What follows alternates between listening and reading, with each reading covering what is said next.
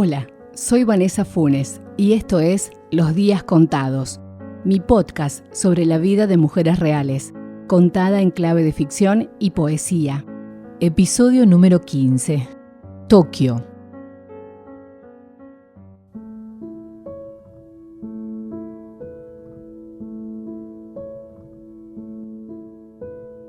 La dirección indicaba Libertad al 1800. Morena me acompañó a buscar al cachorrito que nos habían regalado.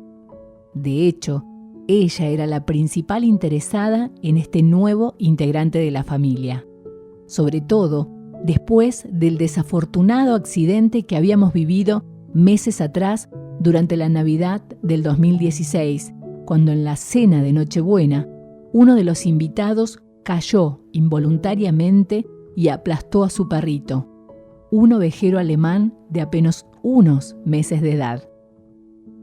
Imaginar la escena de esa noche me provoca múltiples reacciones, entre llorar de tristeza y de la risa. Un momento sacado de una comedia negra de Tarantino.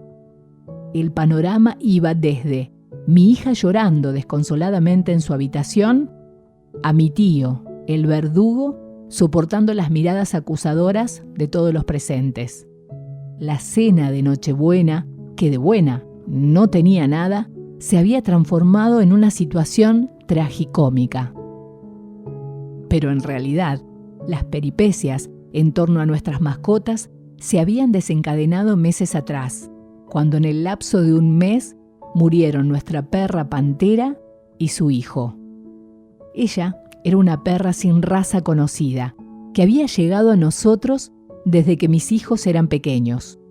Pantera era conocida entre familiares y amigos por sus habilidades acrobáticas. Se había ganado la admiración de quienes la observaban saltar más de 2 metros, girar su cabeza hacia el patio del vecino y caer magistralmente como Sun y Lee en los Juegos Olímpicos. Era un verdadero espectáculo. Cuando tenía unos 6 años, tuvo crías por primera vez.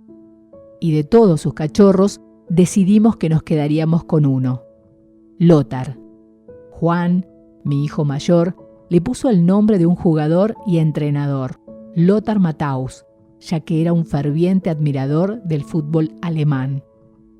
Ambos nos acompañaron durante varios años y no podíamos concebir nuestra familia sin nuestras mascotas. Cuando murieron, el vacío que dejaron fue enorme y haberlos querido suplantar, un grave error. Creer que el dolor podía mermar si traíamos a casa otro cachorrito fue la primera de las siguientes decisiones desafortunadas. Corría el invierno del 2017. Por la plataforma Netflix se estrenaba una serie, fuera de serie, o por lo menos eso parecía para millones de personas en el mundo que se maravillaban con ella. La Casa de Papel tenía muchos personajes cautivadores y a mí me gustaba particularmente el de Tokio. Por eso, cuando llegó la perrita a casa, así la bautizamos. Podríamos decir que no llegó en la mejor etapa de nuestras vidas. Al año siguiente vivimos las pérdidas de mis abuelos, no habiéndonos recuperado de eso mi separación y posterior divorcio. Atravesamos momentos duros. Mientras tanto, Tokio seguía creciendo y se transformaba en una hermosa perra. Pero la conexión con mis hijos y conmigo no fue igual a la de los otros. La distancia se manifestaba en el poco contacto con ella, visitas al patio esporádicamente. Obviamente que no le faltaba su alimento, agua, hasta su casita, pero faltaba tiempo de calidad junto a ella. A medida que mis hijos también crecían, la perra pasó a ser solo mi responsabilidad, y ellos fueron dejando de prestarle esa atención que habían tenido cuando aún eran niños. No dejaba de ser una preocupación que tuviese sus necesidades básicas cubiertas. Pero ¿y el amor? El tiempo cronometrado, las obligaciones, la vorágine de la vida de hoy nos alejaban cada vez más y más de ella. Tal vez hubieron señales, y estábamos tan ocupados en nuestro mundo que no las vimos. La cosa es que un día me di cuenta que no se veía bien y que había perdido el brillo en su pelo. Incluso, pese a comer bastante como siempre, había bajado de peso. La evidencia estaba frente a nuestros ojos. Tokio tenía algún problema de salud y era tiempo de saber qué le sucedía. Con todo el temor que subirse al auto le significaba, logramos llevarla hasta la veterinaria. Los análisis de sangre por fin develarían el porqué de los evidentes cambios físicos. Recién con ella, inquieta, sentada en la parte trasera de mi auto junto a mi hijo, tomé conciencia de lo ausente que habíamos estado y cómo no habíamos detectado antes lo que venía sucediendo. Un llanto contenido me acompañó todo el viaje hasta casa. La culpa de no haber prestado la atención que merecía y el temor a perderla hacían que el nudo en la garganta me oprimiese la respiración. A los pocos días llegaron los resultados y con ellos el tratamiento. Tokio tenía diabetes, problemas hepáticos y renales. Su salud estaba muy complicada, pero teníamos que hacer todo lo posible para sacarla adelante. Este era un aviso que nos ponía frente a nuestra propia desidia y ante una gran lección. Una mascota es un ser vivo que no solo vive de comida, agua y abrigo, necesita amor y atención, y en eso le habíamos fallado.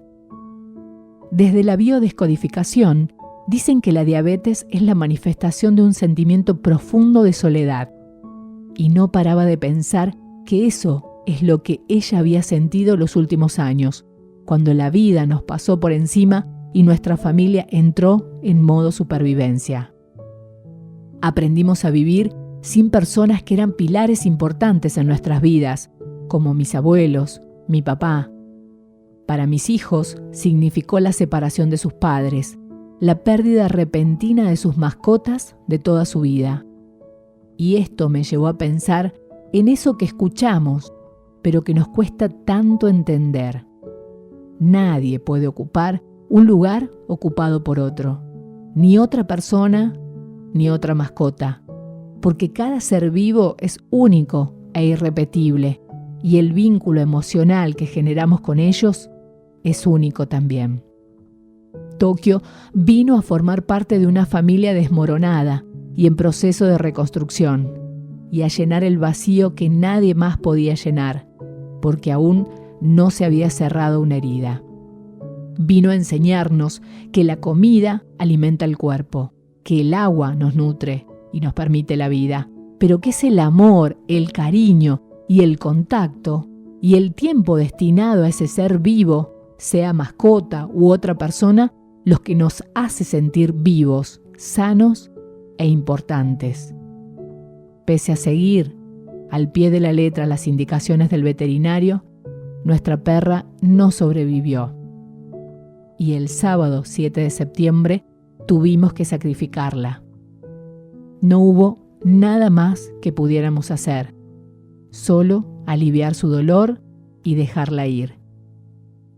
Ya pasaron un par de semanas, y ahora que no está, como un acto reflejo, miro hacia el patio esperando verla apoyar su carita en el vidrio, su ladrido corriendo algún gato que osase pasar por el techo de casa, o simplemente verla jugar.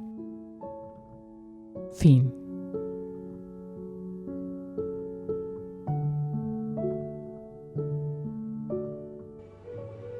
¿Me dejás darte un consejo? Sé la protagonista de tu propia narrativa. Escribí el guión de tu vida. Que nadie haga por vos las escenas difíciles, porque en ellas está la mayor sabiduría. Crecé, evolucioná y transformate, y hace que al final de tu historia todo haya valido la pena. Déjame tu comentario. Compartilo con alguien más. Gracias y hasta un próximo episodio.